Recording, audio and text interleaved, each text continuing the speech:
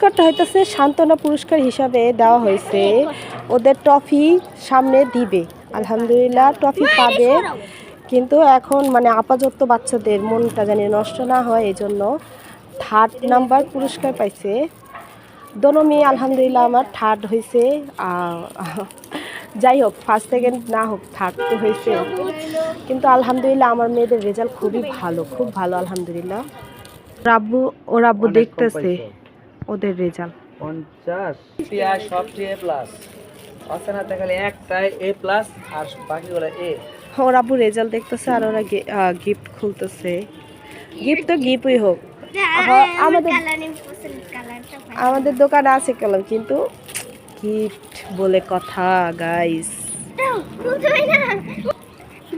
মুখের হাসিটা দেখছো? ওয়াও। সবাই দোয়া করবা ওদের জন্য, সবাই দোয়া করবা। হ্যাঁ, ওরা যখন মোটামুটি আলহামদুলিল্লাহ ভালো করছে, অনেক ভালো করছে। সামনে যেতে আরো ভালো করে, এর জন্য ওদের ভালো করে কোচিং দিতে। জি আলহামদুলিল্লাহ। দাও দাও কাগজটি দাও।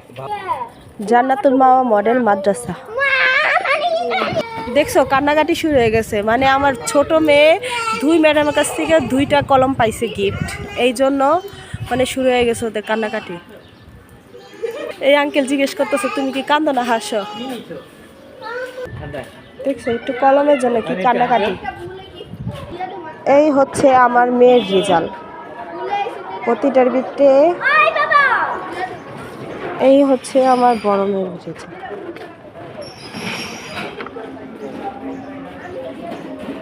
এটা হচ্ছে হেফজ ক্লাসের রেজাল্ট।